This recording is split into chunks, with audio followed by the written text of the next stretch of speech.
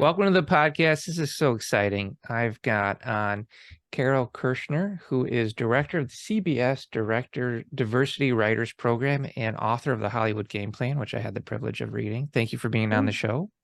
It's my pleasure. I'm looking forward to it. I just want to add, I'm also the director of the Writers Guild of America Showrunner Training Program. Oh, that's amazing. Well, thank you for adding that. That's incredible. All right, well, let's talk about your Hollywood Game Plan, getting into television and how to make a career out of it. Sure. Well, Hollywood Game Plan covers television and features. It does, and digital entertainment. It's really about how you break in, what you need to know, what you need to do, what you need to plan, how you need to set up your emotional mindset to succeed. That's awesome. And do you feel like this, in order to make this happen, reading this book, do you feel it's more of a young person's game now for that to happen, or do you feel anybody from any walk of life can use this book and really get out there and make it happen? Great question. The book is initially aimed at people sort of just getting out of film school. There's stuff about resumes and cover letters. However, the part about how you create your entertainment industry brand, how you talk about yourself, how you take a meeting, that is applicable to everybody that wants to break in. You know, knowing the advice on how you figure out how to find out the parts of the business that you're interested in is I think beneficial to everybody. And the book was written 10 years ago. However, so much of it is applicable, but because that doesn't change. How you present yourself doesn't change. How you take a meeting doesn't change. Yeah. How you have a successful mindset. But what isn't in there is how you reach out to people on social media. So if you want to talk about that later, we certainly can. Oh, absolutely. Yeah, because I know of writers who have found gigs on a random tweet. You know, so you Yeah. never know where you're gonna meet that one connection.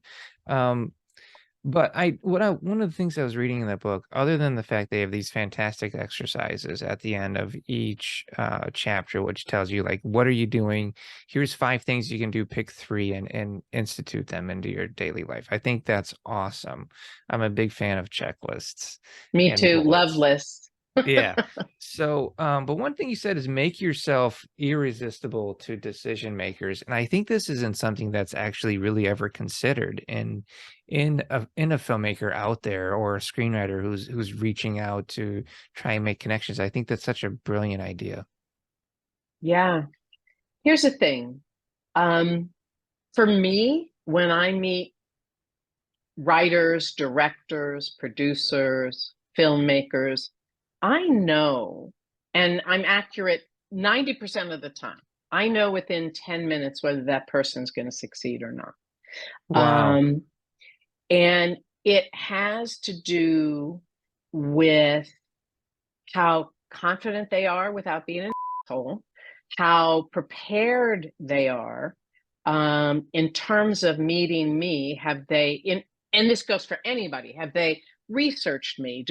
Whether they know how to make a personal connection, how they talk about themselves, what they've already been doing to achieve what they want. Somebody who's ambitious, again, without being a jerk, those people just succeed. I mean, you Yeah. also need luck and timing, but Right. and also talent. But honestly, talent isn't the most important thing. It's not the first time I've heard that. I've heard several showrunners tell me I would rather work with somebody I enjoy working with and then help them cultivate their talent than work with the Yes, best screenwriter ever who's just impossible to be around. exactly. They go on the life is too short list, and you don't want to be that person because you don't want to be that person. I think you're absolutely right. I know from myself working with producers, I always try and be I always try and be the guy to like solve the problem. What's the problem? Let me attack the problem. I want to fix it and really enjoy the process and working with them. And honestly, I come from an approach of how can I make your life easier? And that's always well met, but that's how I was kind of built, that's how I am. Yeah. It's never about my vision and my stories. Like, how do we make this happen? What do you need? This is fun for me. That is 100% correct. And what I talk about in the book, and it's interesting that you use that phrase, is that when you are dealing with anybody that wants to hire you or be in business with you, your mantra is, how can I make your life easier? Oh, The only thing I would add on to what you said is, in a creative endeavor, when you're working with producers or executives, it's important to have your own vision and not be so, and be open to notes and be open to what they have to say, but be really clear what your vision is and know when you need to push back gently and artfully, if the direction they're steering you in is not what you sold them in the first place or what they right. responded to. Yeah. It is that fine line of, as you said, not being an asshole. Yeah. And Yeah. but still finding like what is really best for the project, like what is going to make this succeed. And yeah, it is definitely a delicate balance. You don't want to burn bridges. No. So you talk about the importance of landing an internship, and I know from, and I think I'm talking to the right person about this. It's really competitive getting an internship. I Super, mean, super, super competitive. And it only makes sense for someone that can afford to work for free. There's so many people that can't do that. They don't yeah, have the privilege of doing that. But yeah, if you do, if you follow what I write in the book, yeah, you will be someone who has a real shot at getting an internship. Everything is competitive in the business, but right, somebody's going to break in. Why not you? You know what yeah, I mean? If you arm yourself with the right attitude and homework and how you present yourself, they're looking for somebody, you know what I mean? And make yourself irresistible to them. yeah. I think you're absolutely right. When I've been out repping the show or doing book signings, and I've had young writers walk up to me in their early 20s, and they're like, what do you think I should do? And I was like, what are you interested in? They go, I'm interested in television. I'm like, you're perfect. Like, you don't have any attachments. You're not married. You don't have kids. Like, Yes. this is your time to go down there, find an internship, be a PA, get out there. You can make it happen. You absolutely can. And I truly believe that if you are unencumbered, you should come to LA, because it isn't just the jobs, it's who you're meeting, because Yeah. relationships are everything. And if you're in Oshkosh, it's really hard to connect with people at a coffee shop, at a screening, at a panel. Right. Well, the other thing you mentioned in the book, which I thought was great, and I thought this really applies for writers who, have attachments, who have a life and can't just give up everything and move down to LA, is to become a producer, which I think is great advice. Really get into producing and helping become that producer slash screenwriting to get projects moving forward. Um, Absolutely. It's the things over which you have control that you should be doing. And also what I talk about in in the book, is wherever you are, there is an entertainment outlet. It could be a television station. It could be an advertising agency. It could be a radio station. And get your chops there, Yeah. and that goes on your resume. And I also just want to say that people Yeah. that have life experience, that's of value. That's truly of value. Yeah. In commercials, I know commercials are a good way to break in as well. Yes. So yeah, there is ways to do filmmaking locally. I mean, I've had writers from across the world reach out to me and say, how do I break into LA? And I say, I mean, it's possible, but have you looked at your local area? I said, someone near you is making something. It Yes, doesn't matter where you are. Yeah. But they never, they exactly. never, they never, they never make that connection at first. Yeah. Um, so I thought this was great when I was reading, and you mentioned the importance of having your personal A story. Yes. I would love to hear you tell me more about it, because I just think it's brilliant. Sure, sure. Um, well, I think everybody needs what I call a personal PR strategy. It's your entertainment industry brand. And I think it's made up of three things because, like you, I like lists, I like bullet points. Um, the first one is a personal log line, and it answers the question, what do you do? It's 30 to 60 seconds long, and you use it at a party, you use it at a networking event. And in the book, I think I talk about how you create that. Then there's what I call your personal nuggets, and I stole that term from Glenn Mazzara, who was a showrunner on The Walking Dead. And Yeah. why we call it nuggets is it's the stories of your life, it's the gold of your life. Because I heard a senior executive one time say, one of the biggest sins in Hollywood is being boring, punishable by non-employment. Um, That's you're all hilarious. creative. Yeah. It's so those nuggets, the stories of your life, they are what makes you they are what make you memorable and stand out from everyone, which you need to do. And then we get to the personal A story, which answers the question, tell me about yourself. Everybody in every meeting will get that question. Almost everybody will. And so the personal A story is about a minute and a half to 2 minutes. And here's what it is, it's a chronological narrative of your life with you as the protagonist. It emphasizes what makes you memorable and your successes. And the narrative through line is where you started, what you had to overcome to get to where you are, and where you're going. So you Yeah. want to craft that and practice it. Yeah, it's a story. You're telling a story, literally. Exactly. Beginning, middle, Exactly. end. I love that Yeah. that you're the protagonist and you have your own, like, I'm sure you have your own ups and downs that you go through it.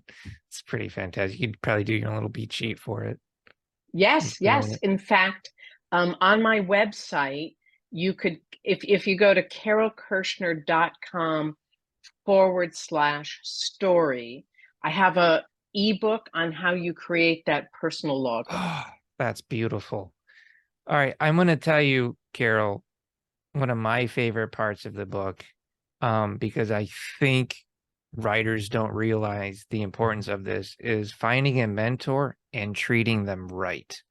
I think that Yes. is so important. Yes. And the first thing, and I say it in the book, is don't ask somebody, will you be my mentor?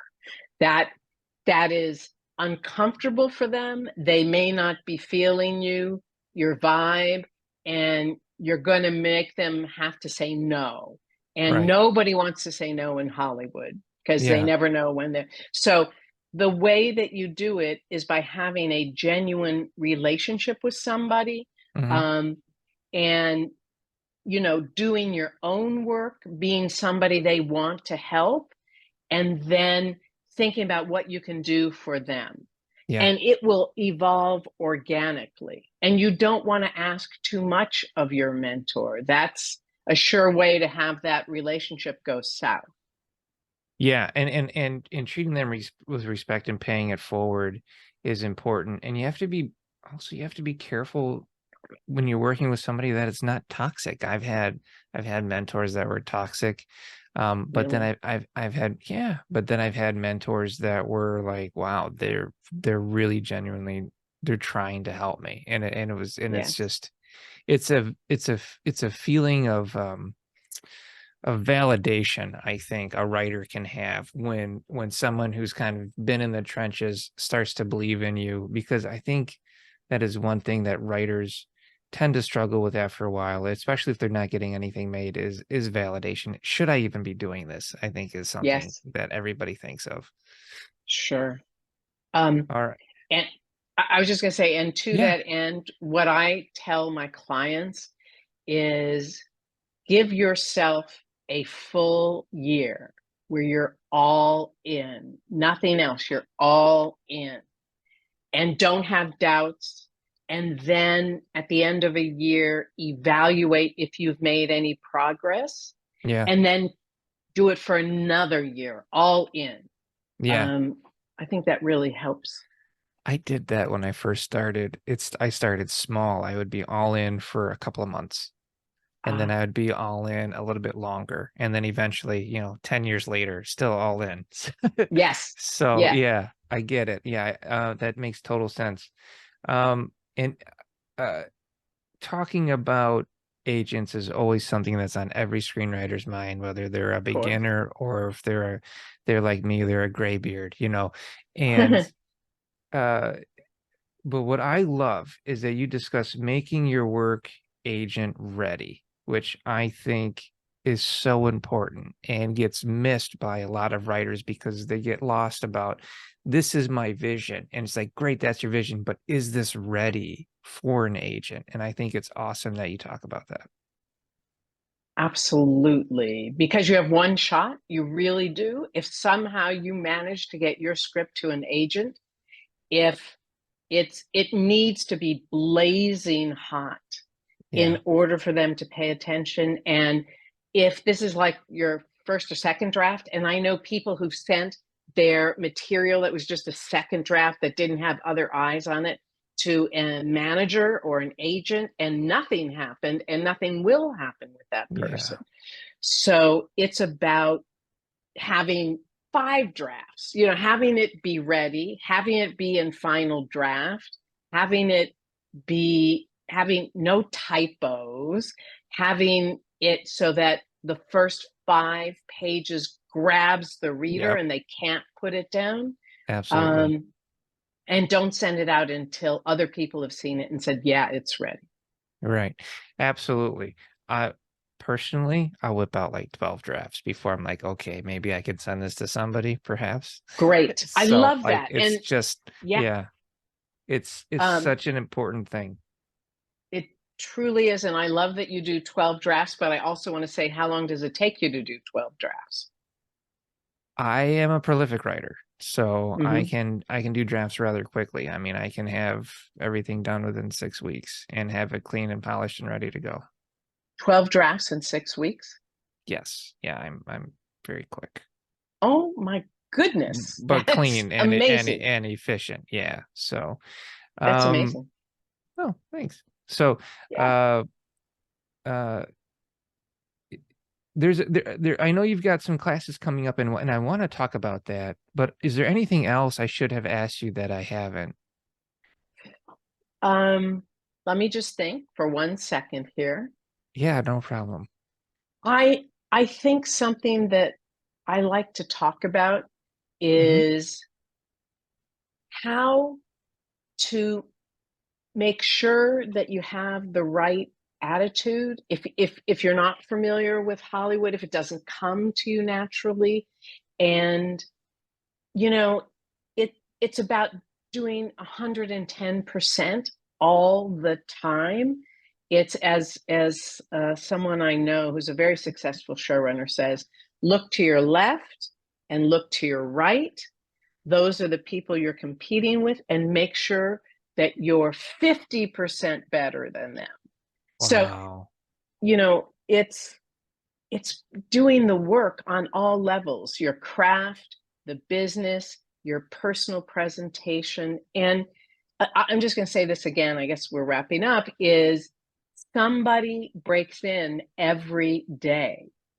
Like, why shouldn't it be you if you're totally prepared? I love that. Tell me about what courses you have coming up. Yeah. Well, in June, I have a class, and I think I know what your reaction is going to be. It's called Get the F Unstuck and Take Your Entertainment Career to the Next Level. That's awesome. That is one of my favorite workshops, and that's coming up in late June. And then in October, I have a workshop that I love, an online workshop called How to Pitch a TV Show That Sells. And people that have been through that have had their projects, when they pitch them, bought. So Oh, that's it awesome. works. I would Yeah. love to sit through that. I bet that's absolutely incredible. I find pitching is art more than science, so I'd be Yes. very interested to see what your take is on that. That's awesome. Sure. Sure. All right. Well, where can people find you, Carole? Thanks for asking that. Shameless self-promotion.